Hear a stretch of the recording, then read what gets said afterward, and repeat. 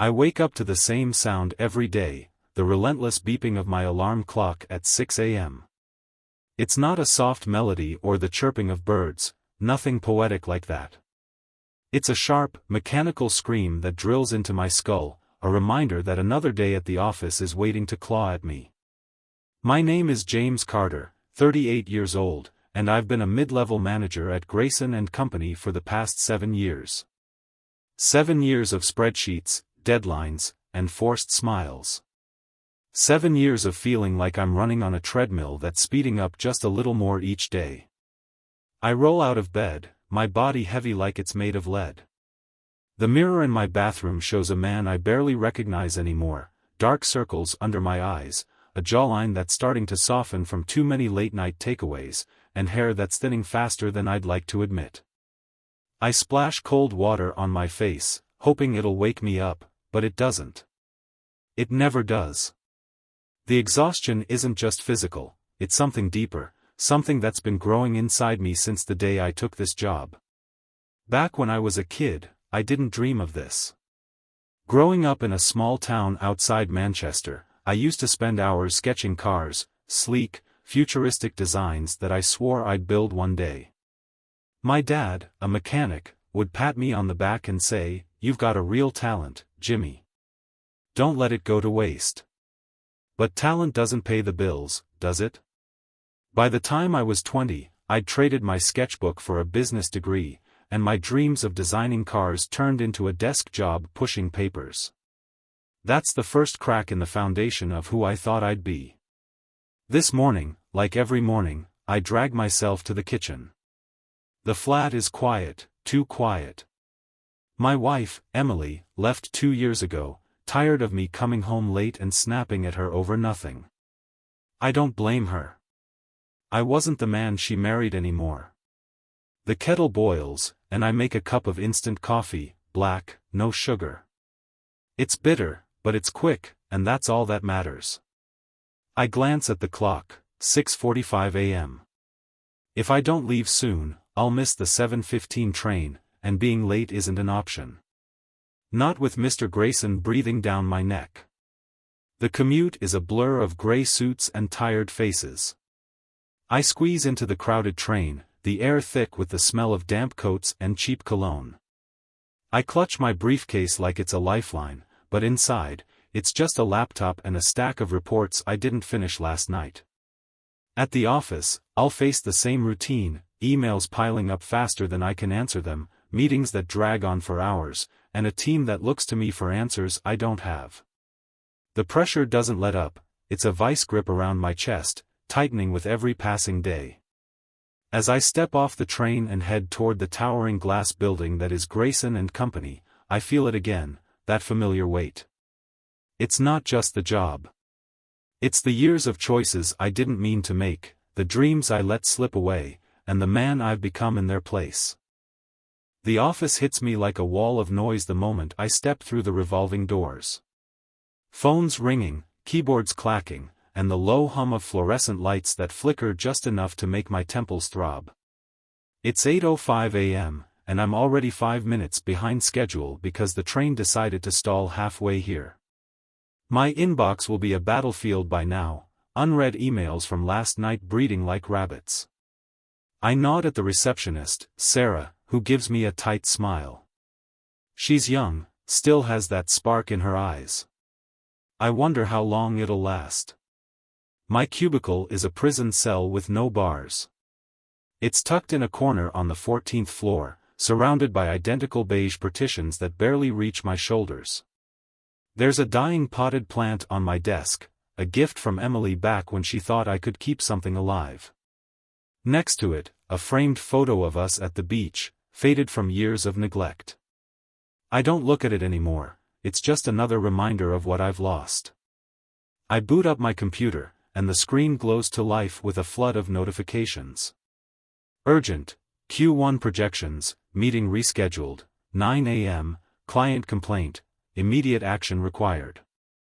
Each one's a brick on my chest. Back in uni, I thought I'd escaped the grind. I'd sit in lectures, doodling engine designs in the margins of my notes, dreaming of a garage where I'd build something real. My mate Tom used to laugh and say, "You're wasting your time with this suit and tie nonsense, Jimmy. Open a shop with me." He did, runs a custom bike place in Leeds now. I didn't. I chose stability, a word that tastes like ash in my mouth these days. Stability got me a mortgage, a failed marriage, and a boss who thinks I'm a punching bag. Speaking of which, I hear Mr. Grayson's voice booming from the conference room. "Carter. Where's that report?" he barks, not bothering to look up from his phone. He's a broad man, all suits and sweat, with a temper that flares like a matchstick. I mutter an apology and scramble to pull the files together, my hands shaking slightly. The team watches me from their desks, some with pity, others with relief it's not them. I used to be one of them, a junior analyst with big ideas. Now I'm the guy who takes the heat so they don't have to. The clock ticks toward 9 a.m., and I realize I haven't eaten. My stomach growls, but there's no time. The meeting will be 3 hours of Grayson tearing apart my work while I nod and say, "Yes, sir." It's not the yelling that gets me, it's the silence afterward, when I'm left wondering how I ended up here, trapped in a life I never wanted. The conference room smells like stale coffee and desperation. I'm seated at the long glass table, my laptop open, a mess of charts and numbers glaring back at me. Mr. Grayson paces at the head of the room, his tie loosened, sweat beading on his forehead despite the air conditioning. "Carter, this is rubbish," he snaps, jabbing a thick finger at the projected Q1 sales figures. "You call this analysis? My dog could do better." The room goes quiet, save for the faint rustle of papers as my colleagues shift uncomfortably. I feel their eyes on me, a mix of sympathy and silent gratitude that they're not in the crosshairs. I mumble something about market trends and supply chain delays, but it's like throwing a pebble at a tank. Grayson cuts me off, his voice rising. "Excuses. I don't pay you to make excuses." My jaw tightens, and I nod, swallowing the urge to tell him where he can shove his paycheck. I've been here before, too many times. It's not about the work anymore, it's about power. He needs someone to bleed so he can feel big, and I'm the designated punching bag. I wasn't always this spineless. When I was 25, fresh out of uni, I had fire. I'd argue with my first boss, a wiry guy named Mr. Patel, about everything, deadlines, strategies, even the bloody coffee machine. He'd grin and say, "You've got guts, Carter. Don't lose it." But I did. Somewhere between the promotions and the late nights, I traded guts for survival. The kid who'd sketch blueprints in the back of a greasy garage became the man who says, "Yes, sir," to a bully in a 500-pound suit. The meeting drags on, each minute a hammer to my skull. Grayson moves on to grill someone else, but the damage is done. My hands are clammy, my tie feels like a noose. I glance at the clock, 11:30 a.m. 2 more hours of this.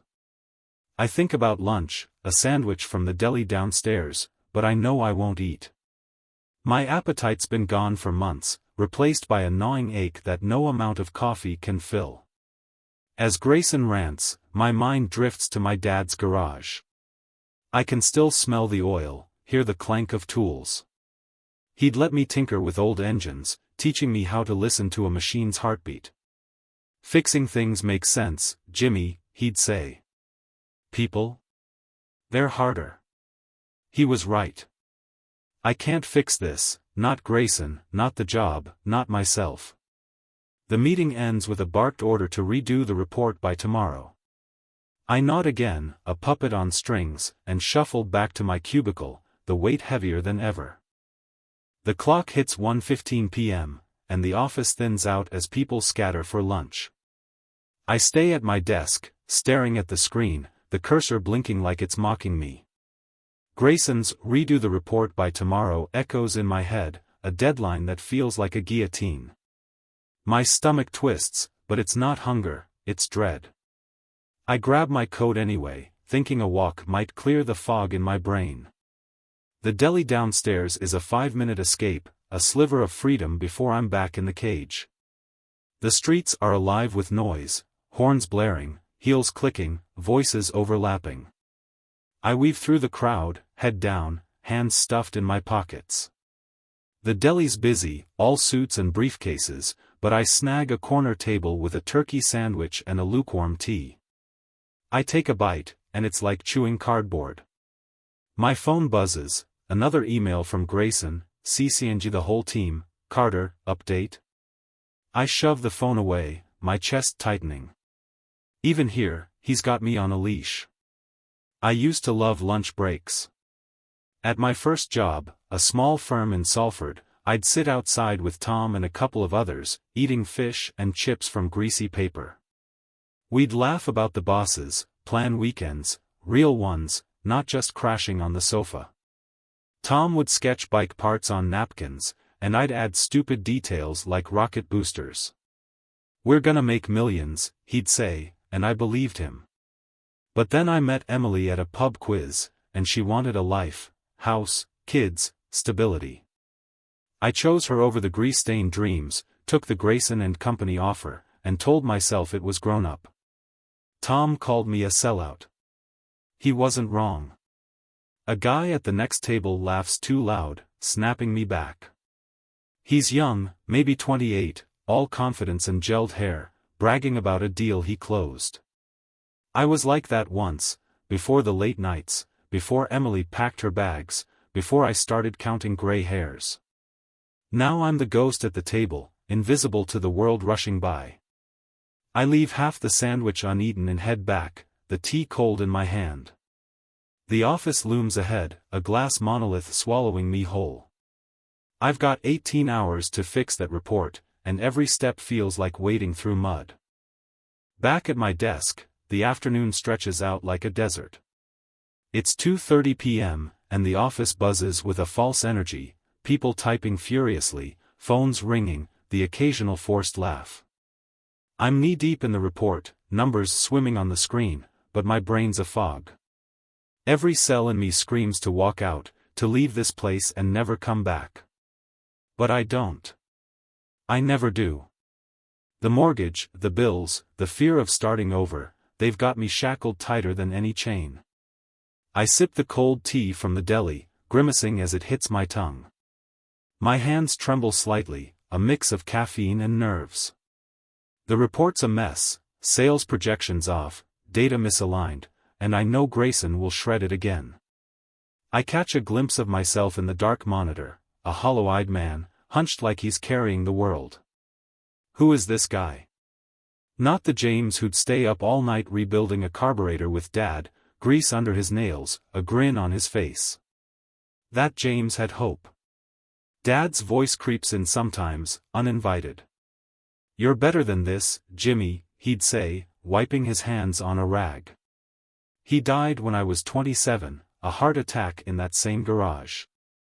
I was already at Grayson and Company then, too busy to visit much. The last time I saw him, he'd asked about my sketches. "Still drawing those cars?" I'd shrugged, said I was too busy. His frown stuck with me, a quiet disappointment. After the funeral, I sold the garage, paid off some debts, and buried those dreams with him. Stability, right? A ping snaps me back, an email from Lisa, my assistant. Grayson wants a draft by 5 p.m. My stomach drops. 2.5 hours to fix this disaster? I type faster, fingers clumsy, errors piling up. Around me, the team chatters, someone's planning drinks after work. I'm not invited, haven't been in years. They used to call me the car guy, a nickname from when I'd ramble about engines. Now I'm just Carter, the guy who takes the fall. By 4:45 p.m., the report's done, barely. It's a patchwork of guesses and fudged numbers, but it's all I've got. I hit send, my heart pounding, knowing it won't be enough. The clock ticks toward 5, and I brace for the inevitable, Grayson's bellow, another late night, another piece of me chipped away. The clock strikes 5 p.m., and the office starts to empty out. Chairs scrape, coats rustle, voices fade as people escape into the night. I stay put, my inbox a ticking bomb. Sure enough, at 5:07, Grayson's reply lands, "Carter, this is unacceptable. Fix it." In my office, 8 a.m. sharp. "No, please, no, thank you, just a gut punch in Times New Roman." I lean back, rubbing my eyes, the screen's glow burning into my retinas. Another late night looms, and I'm too tired to care. I pull a protein bar from my drawer, dinner, I guess. It's dry, tasteless, but it keeps me going. The office is a ghost town now, just me and the hum of the air vents. I open the report again, staring at the same numbers I've fudged twice already. My mind drifts, unbidden, to Emily. We'd have dinner ready by now, her cooking, me cracking bad jokes. She'd tease me about my car obsession, saying I'd marry an engine if I could. "You're happier under a hood than at that desk," she'd laugh. She was right, but I'd brush it off, too stubborn to admit it. The night she left replays like a scratched record. I'd come home at midnight, reeking of stress and takeaway coffee. She was on the sofa, bags packed, eyes red. "I can't keep waiting for you to show up, James," she said. I didn't fight, too drained, too guilty. She wanted the old me, the one who'd sketch her a dream house on a napkin. But that guy was gone, buried under Grayson's deadlines and my own cowardice. The divorce papers came 6 months later, and I signed them without a word. I shake it off and focus, typing corrections, my fingers stiff. By 9 p.m., the report's marginally better, still a mess, but less of one. I save it, shut down, and grab my coat. The train home is half empty, the city lights streaking past like a taunt. My flat waits, dark and silent, a shell I barely live in. I'll sleep a few hours, wake up, and do it all again. It's not a life, it's a sentence, and I'm serving it one gray day at a time.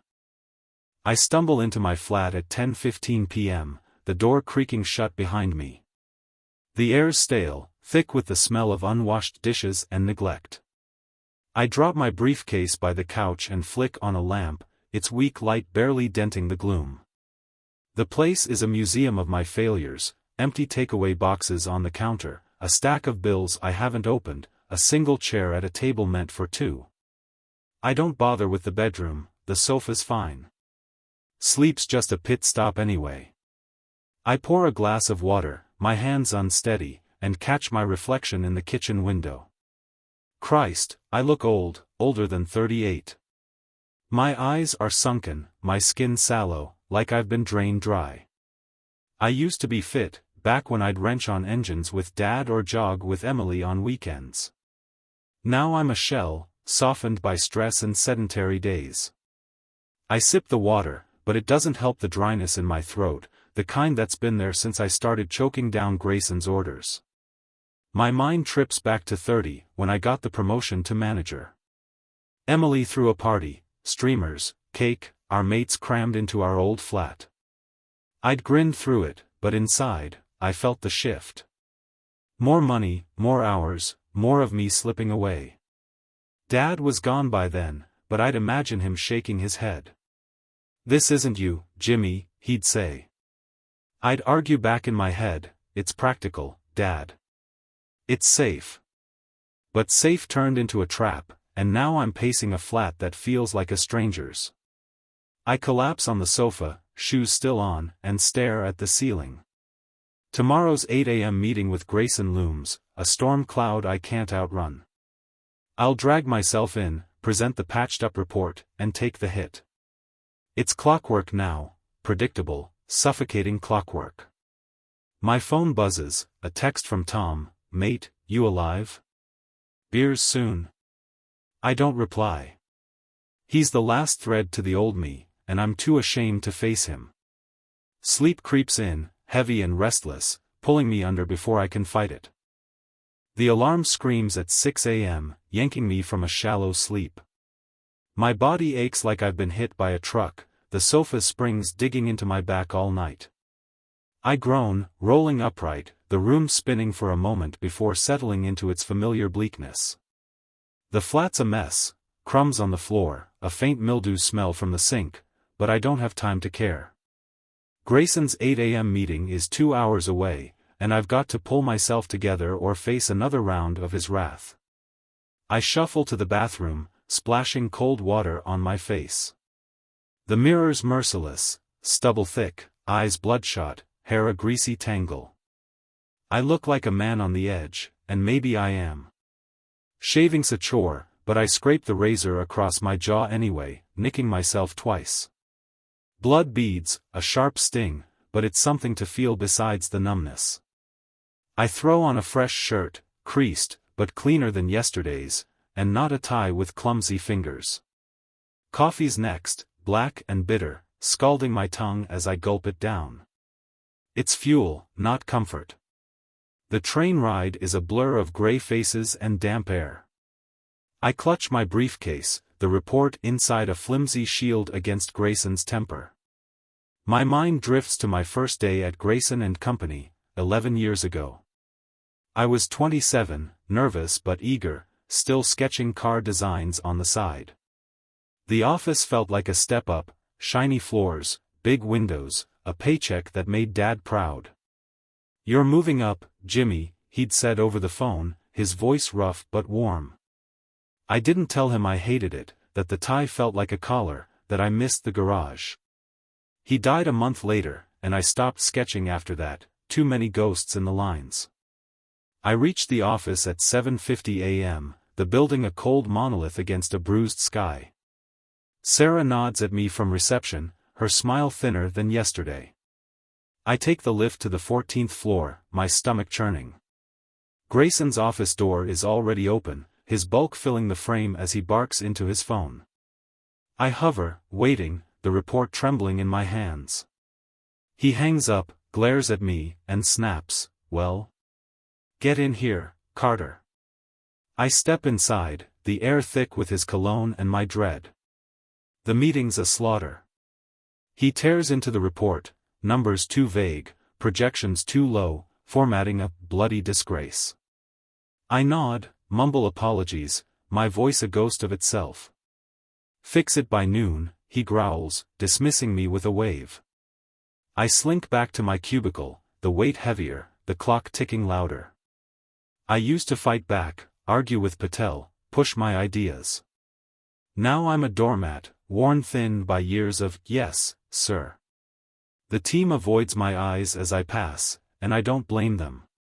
I'm a cautionary tale in a cheap suit. Back at my desk, the clock mocks me, 9:15 a.m., less than 3 hours to salvage the report. My hands shake as I open the file, the screen a sea of red edits from Grayson's tirade. I type, delete, type again, my brain a tangle of exhaustion and panic. The office hums around me, phones, chatter, the clack of keyboards, but it's distant, like I'm underwater. I sip cold coffee, the mug's rim stained, and force myself to focus. Noon's a deadline I can't miss, not after this morning. I think about calling in sick, just walking away. I did that once, at 23, when I worked at a warehouse to pay for uni. The boss was a screamer, and one day I'd had enough, dropped my clipboard and left. Dad laughed when I told him, said, "Good for you, Jimmy. Know your worth." I felt invincible then, young and reckless, sketching cars in my dorm that night. Now? I'm too deep, mortgage, debts, a CV that's all Grayson and Company. Walking away isn't an option, it's a fantasy I can't afford. Lisa pops by at 10:30, her face apologetic. Grayson wants a progress check at 11. I nod, throat tight, and she scurries off. I'm drowning, and everyone sees it. The report's half done, a patchwork of guesses and desperation. My chest aches, a dull thud that's been there for weeks. Stress, the doctor said last month. Take it easy, he'd advised, prescribing pills I never picked up. Easy's a luxury I lost years ago. At 11, I drag myself to Grayson's office, draft in hand. He barely looks up, grunts, better be good, and schemes it. Still crap, he mutters, tossing it back. Noon, Carter. No excuses. I retreat, legs heavy, the ache in my chest sharper. Back at my desk, I stare at the screen, hands frozen. I remember Emily's voice, soft but firm, "You're killing yourself for this, James." She'd begged me to quit, to chase the old dreams. I'd snapped, said we needed the money. She was gone a week later, and I stayed, proving her right every miserable day since. Noon hits, and the report's barely improved. I send it anyway, bracing for the fallout. My head throbs, vision blurring at the edges. I lean back, breathing shallow, the ache spiking. The team's at lunch, the office quiet, and I'm alone with the wreckage of me. I close my eyes, Dad's voice faint, "Know your worth, Jimmy." I don't anymore, not here, not now. The email from Grayson lands at 12:15 p.m., a single line that feels like a sledgehammer. "Carter, my office. Now." My heart slams against my ribs, the ache in my chest flaring hot. I grab the latest report, still a mess, still inadequate, and trudge to his office, each step heavier than the last. The team's trickling back from lunch, their chatter a dull roar in my ears. I catch Lisa's eye, she looks away, pity etched on her face. I'm a dead man walking, and they all know it. Grayson's office is a furnace, stuffy, oppressive, his cologne choking the air. He's behind his desk, red-faced, flipping through my report like it's a crime scene. "What is this garbage?" he bellows, slamming it down. 11 years here, Carter, and you give me this? I open my mouth, but nothing comes out, just a rasp, my throat dry as sand. He doesn't wait, launching into a tirade about incompetence, deadlines, how I'm dragging the team down. His voice booms, words blurring into a wall of sound, and I just stand there, nodding, shrinking. I wasn't always this fragile. At 19, I'd rebuilt a junkyard motorbike with Tom, 2 kids covered in oil, laughing as it roared to life. We'd ride it down back roads, wind in our faces, no suits, no bosses, just freedom. Dad watched us, proud, saying, "You've got magic in those hands, Jimmy." That magic's gone now, ground out by years of spreadsheets and, "Yes, sir." Grayson's still yelling, but I'm half here, half in that garage, the smell of petrol sharper than his insults. He finishes with a snarl, "Redo it by end of day or don't bother coming back tomorrow," and waves me out. I stumble to my cubicle, legs weak, the ache now a knife twisting under my ribs. I sit, staring at the screen, hands trembling too hard to type. The office spins, a haze of lights and noise. I think of Emily, her last words, "You're letting them kill you." I'd scoffed, but now I feel it, every deadline, every shout, carving me hollow. My phone buzzes, "Tom again, beers tonight? You need it." I don't answer. I can't face him, not like this. By 3 p.m., I'm a wreck. The report's nowhere near done, my vision spotting, and the ache's unbearable. I grab my coat, muttering about a break, and stagger to the stairwell. It's quiet there, concrete walls muffling the world. I slump against the railing, breathing ragged, sweat soaking my shirt. I'm breaking, physically, mentally, and I don't know how to stop it. Dad's voice whispers, "Know your worth," but all I know is this, I'm not worth much anymore. I don't go back to my desk. The stairwell becomes my refuge, cold and silent, a place to breathe, or try to. The ache ebbs slightly, but my head's still pounding, a drumbeat of panic and pain.